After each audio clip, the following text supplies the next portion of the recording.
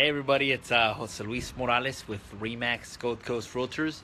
Just got out of an appointment right now, and I was having a conversation with a client about one of my favorite topics in school. When I went to school, it was economics, and it was the theory, or not the theory, the concept of opportunity cost. So he was debating whether to sell his property or hold on to it as a rental. So if he decided to sell his property, he would be netting about $75,000 after all fees in his pocket, everything. So the idea that I proposed to him, if he decided to rent it, he would be netting after rents about $200 a month. So what I proposed to him is okay, look, you have $75,000 of equity tied up in this property. What is the opportunity cost of renting your property if you decided to keep it as a rental?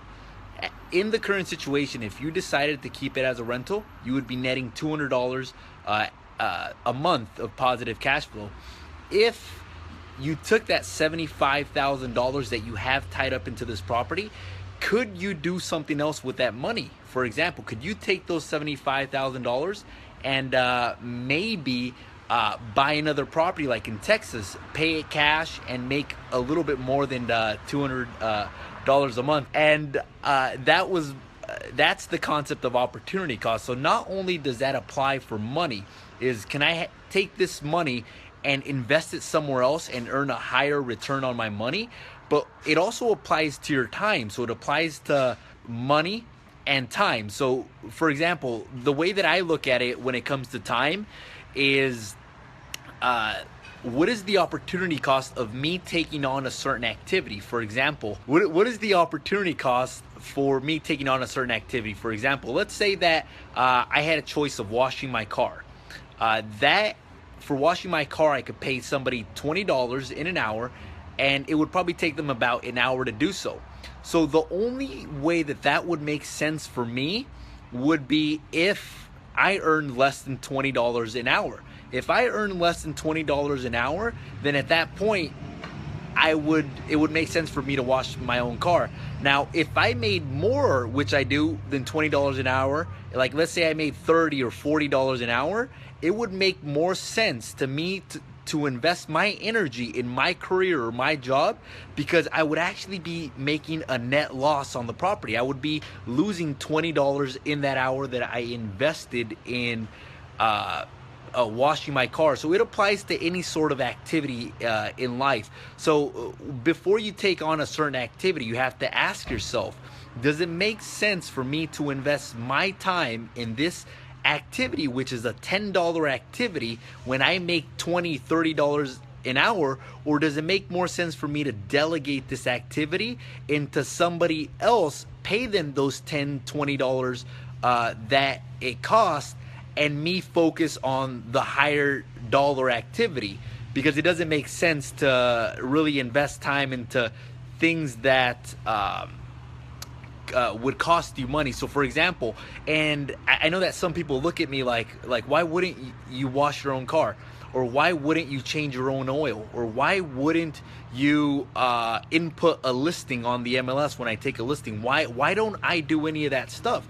And the reason is because I make more than $10, $15 an hour, and that's how much I should be paying somebody to take care of all those tasks. So that is probably one of my favorite topics. It's called opportunity cost in economics. One of the best things that I ever learned in school was to focus my energy and time on activities that pay the highest dollar value amount, and then to delegate everything else that doesn't pay that amount. So if you're in a situation like this where you have a choice, you have to decide whether to wash your own car or not, or you have to decide whether to hire an assistant for your business, or whether to hire a receptionist to answer phones for you, ask yourself this: how much am I worth on an hourly basis, and how much can I pay for this task to be taken care of? How much would it cost me to delegate this certain activity? And once you put it in that perspective, yeah, Jeff Cologne, you should hire an assistant. Yeah, absolutely, 100%. And then analyze it, and also analyze it for your capital. So for your money, think about it. If I have $75,000 tied up in a property, or I have $75,000 in a 401k account or an IRA account, could I take those $75,000 and earn a higher return than what I'm currently earning? If that is the case, then that is the concept of opportunity cost, and you have to analyze it and then move your capital to where you're earning the highest return. So I hope once again that this video was helpful for all of you. Once again, Jose Luis Morales. I work with RE/MAX Gold Coast Realtors. I'm here to help. If you or anybody that you know knows of anybody that's looking to buy or sell real estate, that's how I make a living here in Ventura County. Send them my way. I'd be happy to give them a call and really do a good job for them and really help them look at things from a financial perspective as well, and really help them make a great decision. Jose Luis Morales, RE/MAX. Send me your referrals. Make it a great day. Bye-bye.